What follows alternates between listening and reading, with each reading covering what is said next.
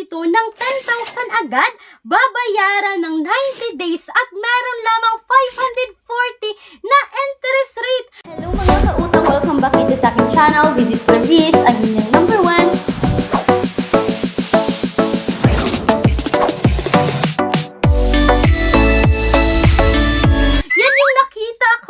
Magandang utangan ngayong 2025. Sabi po sa advertisement sa YouTube at sa Facebook na nakita ko mga kautang na itong utangan na ito hindi submitting entities at hindi accessing entities sa CIC. So ibig sabihin hindi nila nakikita na tayo ba ay may bad record sa other utangan, kung tayo ba ay may existing na utang, tayo ba ay good payer, kasi nga hindi sila nang-access mga kautang.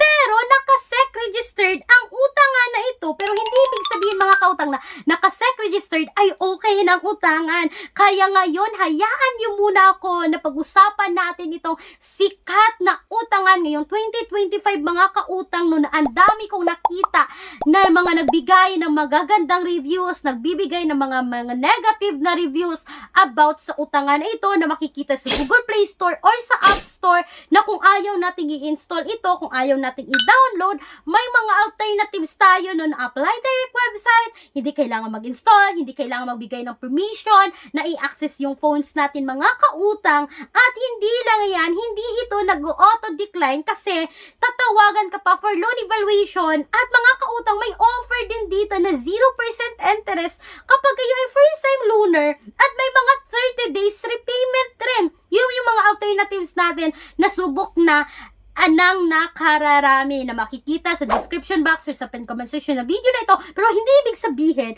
na utangan nyo. Do a research pa rin kayo mga kautang na kahit nakita nyo, nalagay namin dyan, nabanggit ko sa loob ng video na to, please do a research pa rin. Ang video na to is hindi sponsored, hindi financial advice. This is for general information purposes only. So eto na nga mga kautang, excited ako na pag-usapan ulit natin itong si Pinoy Peso mga kautang na under po ng inclusive credit lending na naka-SEC registered po ito, sabi ko kanina. At eto nga mga kautang, ang dami kasing nagbibigay ng recent na comment dito kasi nga sobrang sikat ng utangan na ito Grabe talaga yung mga advertisement nila mga kautang. Nasabi ng isang commenter dito na the app took advantage of the needs of people. They added too many fees that are unnecessary. In addition, they harass people who borrowed from the app, which is against the law. Nanghaharas daw ang loan application na to at hindi lang yan mga kautang The return period is not exactly as their ads advertise. So ito na yung sabi ko mga kautang na sabi niyon is 120 days, but in reality, na kapag kayo ay umutang dito, 7 days lang din itong si Pinoy Peso mga kautang hindi 180 days, hindi 120 days. At ang isa pang sabi ng isang commenter dito mga kautang noong April 9, 2025, na grabe ang panghaharas, grabe ang text messages na na-receive niya dito sa loan application na to. So, nanghaharas talaga, legit na nanghaharas si Pinoy Peso. At hindi lang yun mga kautang. Sa 3,500 na utang mo dito, 2,100 ang ma-receive mo dito, babayaran ng 7 days. So mga kautang, big help talaga na magbasa tayo dito sa Google Play Store, sa App Store, sa V-App Stores ng mga review bago natin utangan. Kasi itong sabi ng isang commenter noong April 12, 2025, recent lang talaga, this month lang talaga yan mga kautang, na hindi talaga recommended itong si Pinoy Peso at huwag kayong magpapaniwala talaga sa makikita nyong advertisement sa Facebook, sa YouTube, na ang gaganda raw utangan. Mga kautang, hindi lang yan. May isang commenter dito na na-approve daw ng 10,000 na sabi ko kanina na meron talagang nakapag-utang ng 10,000 but 5,800 na lang yung na-receive niya. At babayaran din niya mga kautang ng 10,000 pesos sa loob ng 7 days. Meron agad 4,200 dito na loan deduction kasama na dito yung interest rate in 7 days. So mga kautang, saan tayo kukuha ng 4,200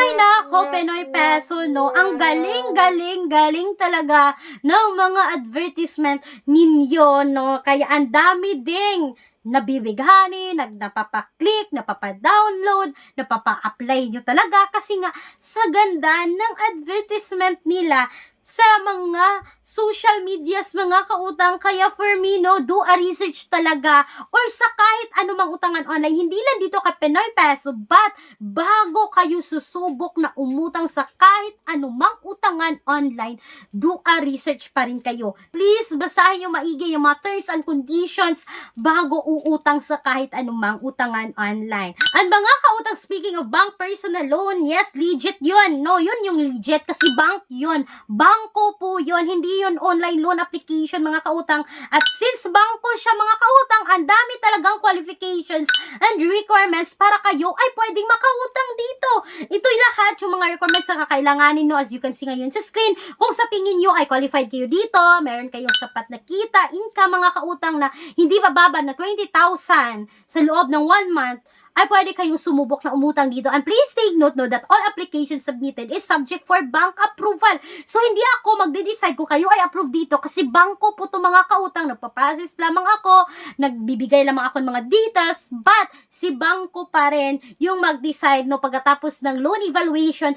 Diyan mo pa malaman kung kayo ay approve dito. 3 to 10 banking days, pero usually, mga kautang, kapag kumpleto lang talaga lahat ng requirements is 1 week lang, may result na agad. For more details dito sa nagpapautang ng minimum of 20,000, maximum of 2 million pesos, kindly email me right away, clarissa@gmail.com. Pero kung gusto nyo magpamadalian talaga, na masasagot ko talaga agad, you can Viber me, mga kautang. Makikita nyo yung Viber number ko ngayon sa screen, pwede nyo akong tawagan. So sana po ay nakatulong itong honest and quick review ko about dito kay Pinoy Peso, mga kautang, na for me is hindi rin recommended ngayong 2025. Once again, mga kautang, this is Clarice, ang inyong number 1 palautang, dahil utang is life. Bye bye bye, mga kautang!